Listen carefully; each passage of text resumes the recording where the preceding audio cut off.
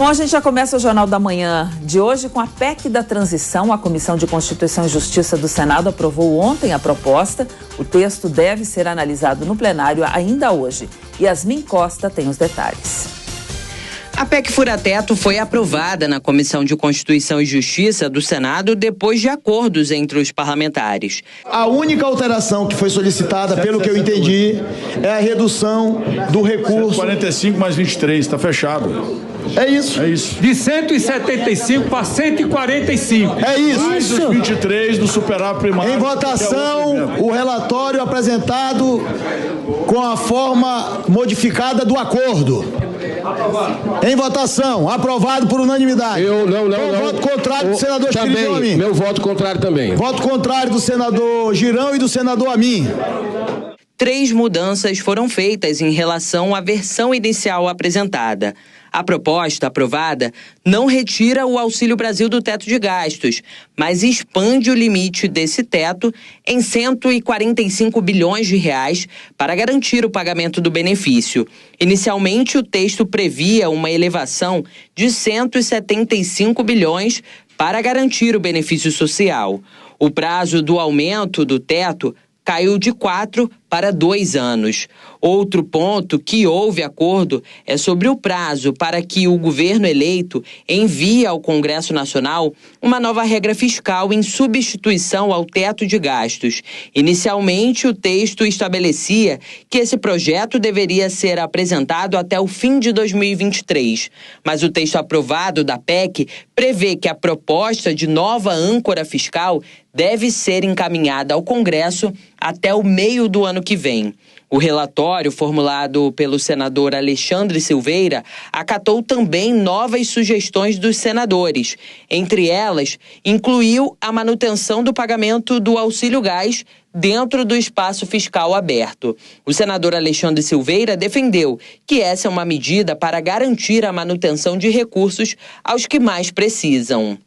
Ficou aprovado 145 bilhões de reais de extrateto, mais os 23,9 bilhões que é vinculado a excesso de arrecadação com limite a 6,5% de 2021. Então nós teremos 168 bilhões e 900 para recomeçar um processo de reinvestimento no Brasil, preservando em primeiro lugar o programa social, que o presidente Lula tanto defendeu a continuidade. A PEC vai ser analisada no plenário do Senado hoje à tarde. O texto precisa de pelo menos 49 votos favoráveis em 2 turnos para ser aprovado. Se isso acontecer, a proposta segue para análise da Câmara dos Deputados. Alguns senadores já sinalizam que vão apresentar em plenário emendas para tentar reduzir o prazo de validade da expansão do teto. O senador Flávio Bolsonaro defende que a regra caia de 2 para 1 ano. Se nós entrarmos no orçamento de 2024, é óbvio que essa discussão vai se tornar eleitoral. E a não ser que toda a maioria do Senado esteja querendo apoiar os candidatos a prefeito do PT, deveriam votar apenas por 1 ano esse fura-teto. Como eu disse, para que não falte para aqueles que mais precisam e para que no médio e longo prazo não explodam de vez a boca do valão e corramos mais rápido para o precipício, que é disso que essa PEC trata. O relator do orçamento, o senador Marcelo Castro, afirmou que a mudança no teto de gastos é fundamental para garantir o mínimo para o país funcionar em 2023. Na próxima semana na Câmara, nós não temos orçamento. Porque para eu fechar o orçamento, é preciso que a PEC seja aprovada e que eu saiba qual vai ser o espaço orçamentário para eu fazer o relatório.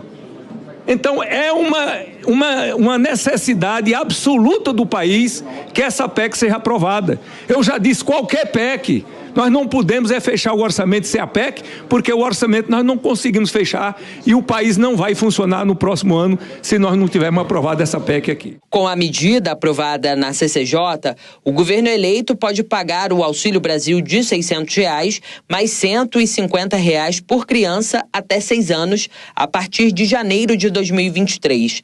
O impacto fiscal total previsto da proposta é de 168 bilhões de reais. sendo 145 bilhões referentes ao Auxílio Brasil e cerca de 23 bilhões para investimentos, valor atrelado a um eventual excesso de arrecadação. Bom, para participar do Jornal da Manhã, segunda edição de hoje, a gente já convida nosso comentarista Diogo Schelp. Bom dia, Diogo, seja bem-vindo. Diogo, o valor aí liberado pela PEC fora do teto de gastos foi reduzido de 175 para 145 bilhões e terá validade aí de 2 anos. O montante final, no entanto, ainda não consta na última versão do relatório. O que deve acontecer a partir de agora? Bom dia, Cláudia. Bom dia a todos. Como a gente vem conversando aí ao longo dos últimos dias, o governo eleito colocou um valor lá em cima, perto de 200 bilhões de reais para essa PEC fura-teto, justamente para colocar um bode na sala, criar uma circunstância de negociação que permitiria encontrar um meio termo. Então, um meio termo tanto na questão do prazo.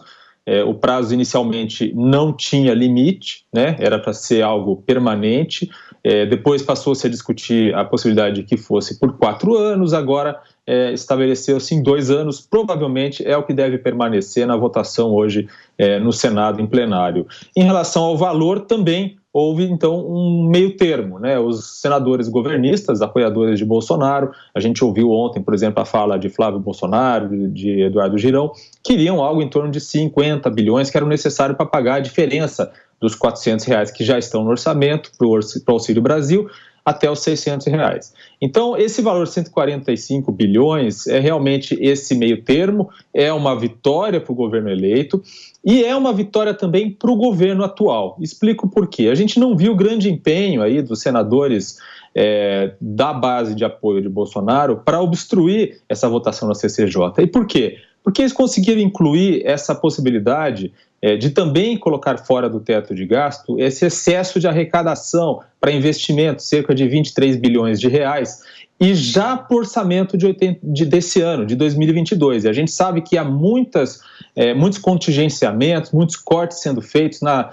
educação, em outras áreas, e isso se deve a uma antecipação de gasto, uma barbeiragem, digamos, no orçamento, que faz com que nesse final de ano quase que há um apagão no governo em relação a gastos. E com essa regra incluída na PEC, já valendo para 2022, é possível, então, liberar esses recursos, cerca aí de 20 bilhões de reais, para conseguir cumprir essas despesas. Por isso que era também do interesse do governo esse dispositivo entrar na PEC, e dessa forma conseguiu-se um entendimento, apenas 2 votos contrários, para que a PEC siga para o plenário.